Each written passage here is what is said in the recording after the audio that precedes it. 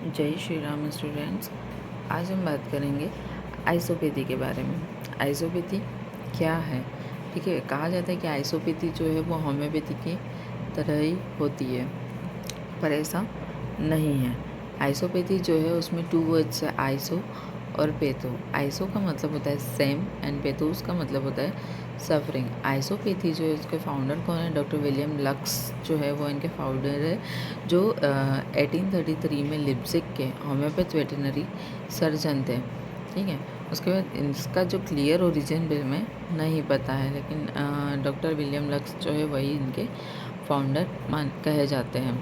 इसके अंदर जैसे होम्योपैथी में लो चलता है, एंटीपैथी में लो होता है, वैसे ही आइसोपैथी के अंदर भी एक लो होता है, जिसको हम क्या कहते हैं? इक्वेलिया इक्वेलिबस क्यूरेंचर, जिसका मतलब होता है सेम क्योर्स सेम।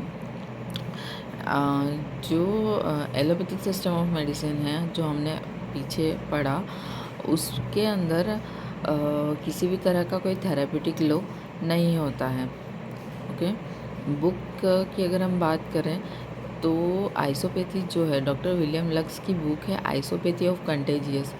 इसमें दिया था कि किसी भी डिसीज़ जो है उन को अगर हम ट्रीट करें तो उसको हम क्या करते हैं? सेम कंटेजियस प्रिंसिपल से हमको ट्रीट करना होगा जो डिसीज़ प्रोड्यूस करता है। तो method of treating disease by same contagious principle that produce disease, मतलब जिसकी वजह से डिसीज़ हो रही है उसी से ही हमको क्योर करना है।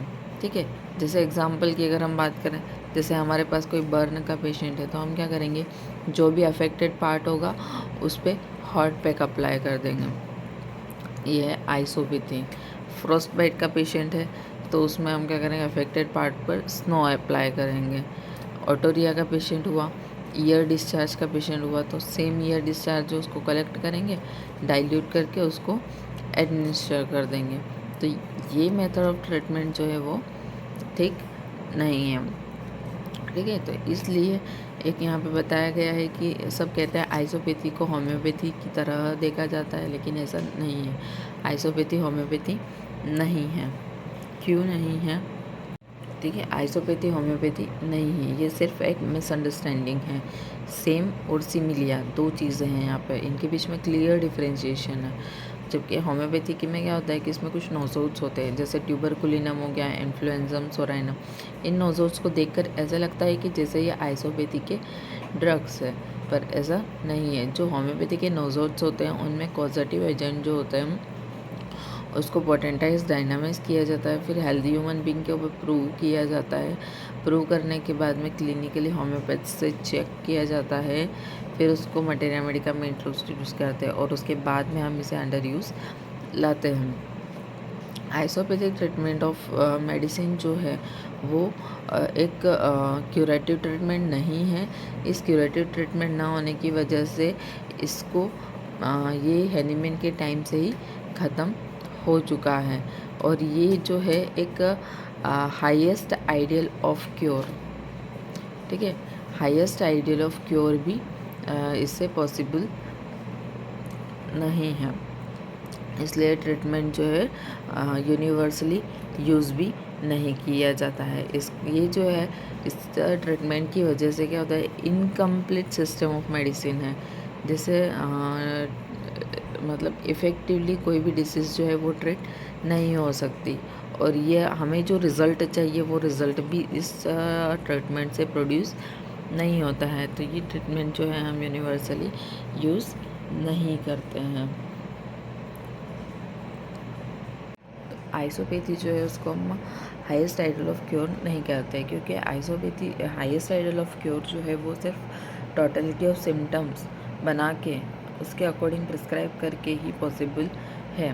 तो हम इस आइसोपैथिक सिस्टम ऑफ मेडिसिन को फॉलो नहीं करते। अगर हम देखें आइसोपैथी और होम्योपैथी के अंदर क्या डिफरेंस है, तो जो आइसोपैथी है ये एक लिमिटेड एप्लीकेबिलिटी है, और ये जो है यूनिवर्सली एप्लीकेबल है। आइसोपैथिक सिस्टम ऑफ मेडिसिन जो है उसको हम ज़्यादा यूज़ में नहीं लाते। हमारे पायोनियर्स जो है वो पास्ट में इसका यूज़ करते थे। अगर हम इसकी डेफिनेशन देखें तो डेफिनेशन जैसा हमने पढ़ा कि method of treating disease by the same contagious principle that produce disease. And इसमें जो ड्रग्स होता है उससे हम क्या कैसे ट्रीट करते हैं, produce similar symptom present in the suffering patient. Okay, दूसरा चीज़ है फादर कौन है इनके, तो इनके फादर जो है वो डॉक्टर विलियम लक्स है, इनके फादर है जो कौन है, डॉक्टर सैमुअल हैनीमैन है। लो में देखें तो लो क्या है, आइसोपैथिक है, इक्वेलिया इक्वेलिबस क्यूरेंचर सेम सफरिंग। और इसमें जो लो चलता है वो क्या है, सिमिलर सिमिलबस क्यूरेंचर, और इसमें 2 वर्ड्स है, होम्योस and with similar suffering. Medicine जो है इसमें सेम पेशेंट से ली जाती है, और इसमें जो ड्रग्स है वो पहले हेल्दी ह्यूमन बीइंग के ऊपर प्रूव किए जाते हैं, और आइसोपैथी में ड्रग प्रूविंग नहीं होती है। और होम्योपैथी के अंदर जो भी हम ड्रग यूज़ करते हैं वो पहले हेल्दी ह्यूमन बीइंग के ऊपर प्रूव किया जाता है, और प्रूव करने के बाद ही हम इसे अंडर यूज़ लाते हैं।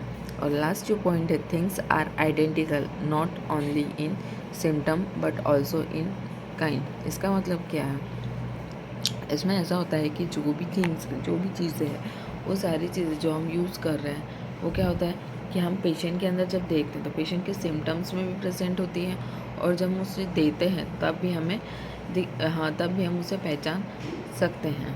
ठीक है, पर्सन के भी अंदर पहचान सकते हैं और एज अ सिम्टम भी हम उसे पहचान सकते हैं। लेकिन होम्योपैथी के अंदर ऐसा नहीं होता है कि होम्योपैथी ड्रग्स जो है वो हम सिम्टम्स के में देख सकते हैं, बट हम इसको ह्यूमन बीइंग के अंदर नहीं देखा जाता, क्योंकि ह्यूमन बीइंग में देने के बाद वो हमारे वाइटल फोर्स को के ऊपर जाकर एक्शन प्रोड्यूस करती है।